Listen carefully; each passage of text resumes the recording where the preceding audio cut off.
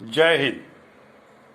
मैं जो कल जयपुर के अंदर पुलिसकर्मियों ने एक सैनिक के साथ में बर्बरता का व्यवहार किया है, उसकी घोर निंदा करता हूँ। मैं ही नहीं, सैनिक, तमाम सैनिक, समाज आप चाहे सेवानिवृत्त हो चाहे सेवारत हो, उनके तरफ से मैं घोर निंदा करता हूँ और इस प्रकार के कर्मियों को पुलिस से बर्खास्त की मांग करता हूँ।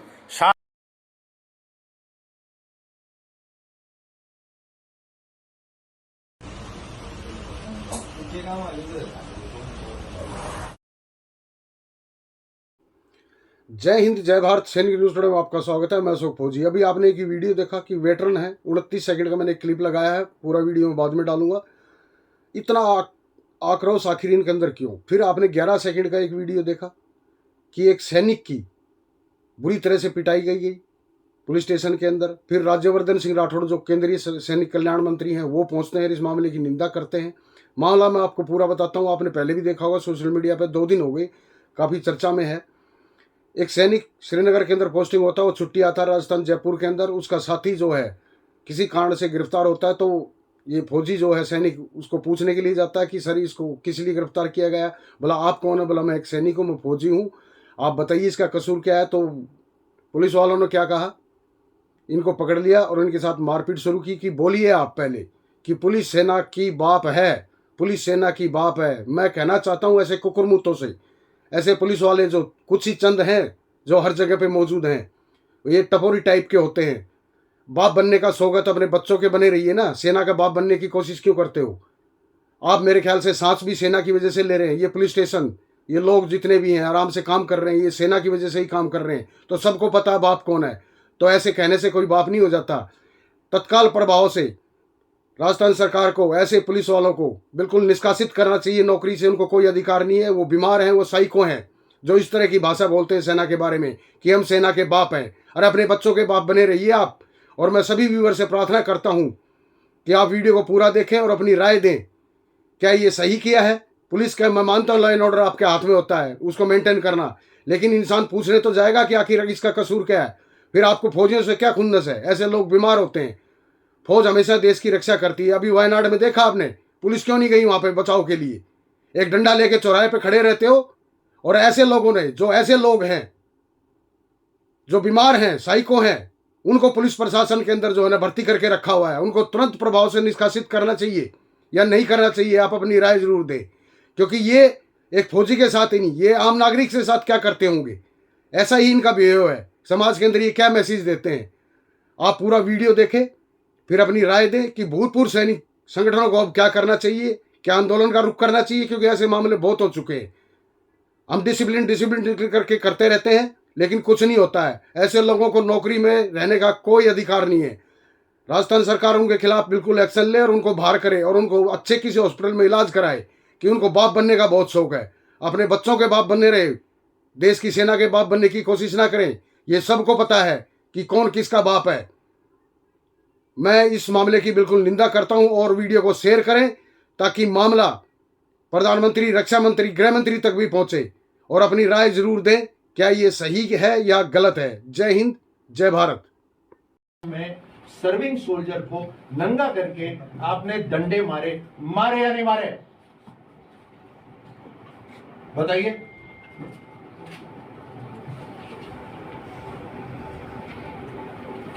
बंदों को बाकायदा बुलाया गया, सब 6-7 बंदों को बुलाया गया इधर से मारने के लिए। कुछ बात ही नहीं, going into a wrong direction. नहीं सर, आप अभी भी मेरे गर्दन में इंश्योर कि ये जो गलत दिशा हम पर ले रहे हैं नहीं सर, आपको रुक जाए। एग्जैक्टली सर, मारपीट हुआ है सर, इसमें ये चीज एग्री है सर, ये चीज एग्री हो? मारे हैं नहीं मारे? सुबह फोन आते मेरे को गाली दे रहे थे, फोन पे मेरे को गाली दे रहे थे। सर ये ऐसी बात तो नहीं है आपको गाली दी? बिल्कुल मेरे को गाली दी है। अच्छा छोड़ो ना, उसको छोड़ो। गजराज से नाम था उसको गाली देना। गजराज सिंह जी वो रिकॉर्डिंग में संजय जी, हाँ, मैं आपसे जब बात कर रहा हूँ तो आप वहाँ किसलिए बात कर रहे हैं? आपको तो बेसिक प्रोटोकॉल ही नहीं पता। मैं आपसे बात कर रहा हूँ ना, आप वहाँ किसलिए बात कर रहे हैं? साथ ही जो हमारे विधायक हैं, जो हमारे एमपी एमएलए हैं, उन सब से भी मैं यही प्रार्थना करता हूं कि जिस प्रकार से एससी एक्ट लागू है, इस प्रकार से सैनिकों की सुरक्षा के लिए भी जो है कोई एक्ट लागू करें, क्योंकि हर जगह सैनिक की खाकी वर्दी और हरी वर्दी का नाम लेकर के हम तुम्हारे बाप हैं। अरे बाप कौन है ये तो पता चलेगा। मैं तो प्रार्थना करता हूं कि जो भी इस प्रकार की हरकत करता है उसको सीआई ऑपरेशन के अंदर, फौज के अंडर भेदो कि बाप कौन है। जब आपदा आती है, जब कोई पीड़ा होती है देश को, जब तुम क्या करते हो, फौज को बुलाओ, फौज को बुलाओ। देखा आपने अभी वायनाड के अंदर क्यों नहीं वहां के पुलिसकर्मियों ने किया काम, क्यों फौज को बुलाया गया? यही काम है तुम्हारा। अरे एक बर्बरता करना तुम्हारा यही काम है। तुम देश की सुरक्षा के लिए हो, पब्लिक की सुरक्षा के लिए हो, कानून की व्यवस्था के लिए हो, अनुशासन की व्यवस्था के लिए हो, संविधान की सुरक्षा के लिए हो, कानून की मान्यता करते हो। आप ही जब इस प्रकार की हरकत करोगे तो फिर क्या, कहां जाएगा देश? अरे इस प्रकार से अगर फौजी भी करने लग जाएंगे तो क्या होगा देश का? देखा आपने बांग्लादेश में, देखा आपने पाकिस्तान में, फौज संयम बरतती है। आपने देखा अभिनंदन को पाकिस्तान के अंदर गिर गया, लेकिन उसने किसी के ऊपर अपना हथियार नहीं उठाया। उसने देश की आन बान शान के लिए फौजी वर्दी के ऊपर दाग ना लगे कि निरहथियार आदमियों पर एक फौजी ने हथियार उठाया। वो भी वहां पर हथियार उठा सकता था, पिस्टल था उसके पास में भी, लेकिन उसने संयम बरता और देश के लिए, कानून के लिए अपने कागजों को खा गया, सिक्योरिटी को खा गया, और तुम हमारे को खा रहे हो। धिक्कार है तुम्हारे वर्दी के ऊपर, इस प्रकार से वर्दी पहनते हो। तुम तो भीख मंगे हो, भीख मंगे वाली वर्दी पहनो, पुलिस की वर्दी को गंदी मत करो। इस प्रकार के पुलिस कर्मियों को मैं तो निवेदन करता हूं, जो हमारे अधिकारी हैं सेना के, उनसे भी रिक्वेस्ट करता हूं और एमपी एमएलए से भी रिक्वेस्ट करता हूं कि हम इस प्रकार के कर्मियों को तुरंत से तौर बर्खास्त करें। इसको कोई हक नहीं है, कोई हक नहीं है इनको पुलिस के अंदर नौकरी करने का, क्योंकि ये नौकरी करने लायक नहीं। इस प्रकार के जो कानून व्यवस्था को खराब कर रहे हैं, अरे क्यों गुंडों को पकड़ो, बदमाशों को पकड़ो, तुम्हारा काम है। क्या गलती किया उस सैनिक ने? बहुत धिक्कार है तुम्हारे के ऊपर, थूकता हूं मैं तुम्हारे ऊपर, इस प्रकार के आदमियों के ऊपर। और कल कर्नल साहब ने, राजवर्धन साहब ने जो काम किया, मैं सैल्यूट करता हूं साहब को कि आपने वर्दी के ऊपर घमंड किया है और एक फौजी के होने के नाते आपने अपना फौज सैनिक धर्म बनवाया। हम पहले पूरा देश का आदमी सैनिक है, पूरा देश का आदमी सैनिक है, पूरा देश का आदमी, और एक दूसरे की इज्जत नहीं करेंगे तो हमारा क्या होगा देश का? सोचा कभी किसी ने? तो मैं प्रार्थना करता हूं कि इनको बर्खास्त किए। अगर नहीं हुआ तो फिर फौज मजबूर हो जाएगी, ये सेवानिवृत्त फौजी हैं ये भी हो जाएंगे। अरे 1959 का किस्सा आपने सुना होगा, वहां का मुख्यमंत्री का लड़का क्या किया था, वो याद होगा आपको कहानी। मैं नहीं बताना चाहता वो कहानी। इस प्रकार की कार्रवाई आप लोग किया तो नेताओं तुम्हारी भी ये हालत हो जाएगी। मैं बता रहा हूं, ये गुंडे हो गए हैं, वर्दी के अंदर गुंडे हो गए हैं। ऐसे आदमी को धिक्कार करो, इनको भगाओ, इनको कोई जरूरत नहीं है। और मैं तो ये प्रार्थना करूं, 5 साल हर कर्मी को, देश का किसी भी कर्मचारी का 5 साल के अंदर अग्निवीर की जगह भी इनको भेजो। 5 साल के अंदर सेना के अंदर रहेंगे, इनको पता चलेगा कि बाप कौन होता है।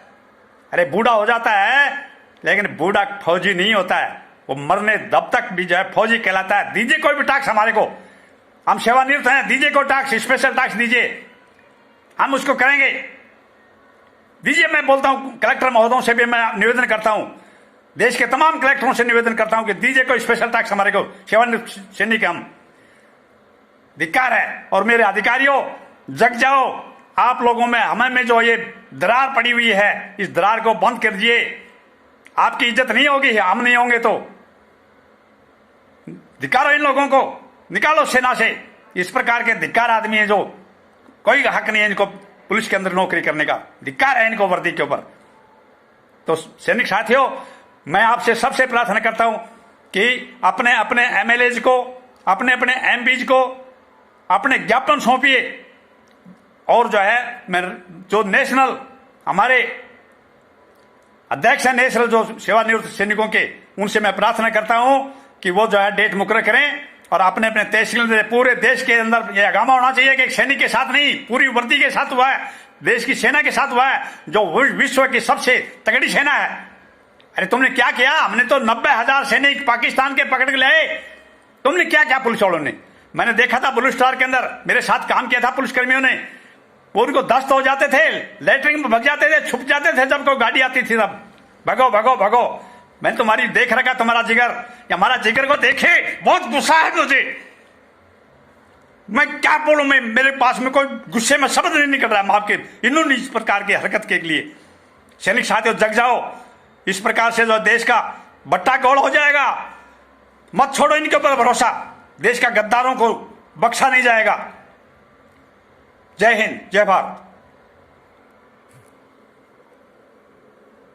नमस्कार, मैं अरविंद सिंह, इंडियन आर्मी से। कल रात को मेरे साथ एक घटनाक्रम हुआ शिवरापत थाने में। क्योंकि पूरा घटनाक्रम इस प्रकार से था, मेरा एक दोस्त था राजवीर शेखावत, जो नाइट में अपने दोस्तों के साथ पार्टी करने गया हुआ था वाइन क्लब में। वहाँ पे पुलिस की रेड पड़ती है 11 तारीख को, और वहाँ से उसको पुलिस शिवरापत थाने में लेके आती है। वहाँ से उसके दोस्त का मेरे पास फ़ोन आता है कि ऐसे ऐसे अपना दोस्त पकड़ा गया। तो मैं वहाँ पे थाने में जाता हूँ। थाने में जाने के बाद मेरे के परिचित हैं जो अननोन है, मैं उनकी बात करवाता हूँ। वहाँ पे थानाधिकारी थे श्री बन्नालाल चौधरी जी। बन्नालाल चौधरी से मैंने पूछा कि भाई आपने किस कारणवश इनको आपने गिरफ्तार किया है। तो बन्नालाल चौधरी के द्वारा असंतोषजनक वाक्य मेरे द्वारा उनके द्वारा प्रयोग किए गए। मेरे को अभद्र भाषा का उन्होंने मेरे साथ दुर्व्यवहार किया, और मेरे एक परिचित के फ़ोन करवाने के बाद उन्होंने फ़ोन को कट कर दिया। और फ़ोन को कट करने के बाद मैंने उनको बोला कि आप ये ठीक नहीं कर रहे हो आप। ऐसा वर्ड बोलते ही उन्होंने 6-7 पुलिसकर्मियों को बुलाया और मुझे न्यू स्तर करके पहले मेरे कपड़े उतरवाए और फिर कच्छे में ले जा करके मेरे को उन्होंने रिमांड रूम में ले गए और 40 मिनट तक मेरे साथ रिमांड रूम किया। और उसके बाद मेरे को इंडियन आर्मी के प्रति गाली गलौज करने लगे, मेरे को आपत्तिजनक वर्ड बुलवाने लगे सबके सामने कच्छे में ही। फिर मेरे को हवालात में डाल दिया उन्होंने। शाम को 5:30 बजे मेरी जमानत हुई थी, और मेरे को आपत्तिजनक वर्ड बोले थे कि तेरे से जो कर लेना, हम इंडियन आर्मी के बाप हैं। आपत्तिजनक मेरे से वर्डिंग करने लगे। तो मैं सोशल मीडिया से यही कहना चाहता हूँ कि जिन्होंने मेरे साथ ये दुर्व्यवहार किया है, ये किसी अन्य फौजी भाई से या कोई भी सिविल पर्सन है उसके साथ भी ये नहीं होना चाहिए घटनाक्रम। क्योंकि ये तो मैं ही जान सकता हूँ कि मेरे साथ ये कैसे हुआ। तो मैं आपसे नम्र निवेदन करता हूँ कि इस मामले में जिन्होंने मेरे साथ ये दुर्व्यवहार किया है, बन्नालाल जी और उनकी टीम ने जो वहाँ पे मौजूद थे बंदे, उनके साथ कड़ी से कड़ी कार्रवाई हो और वो सस्पेंड किए। धन्यवाद।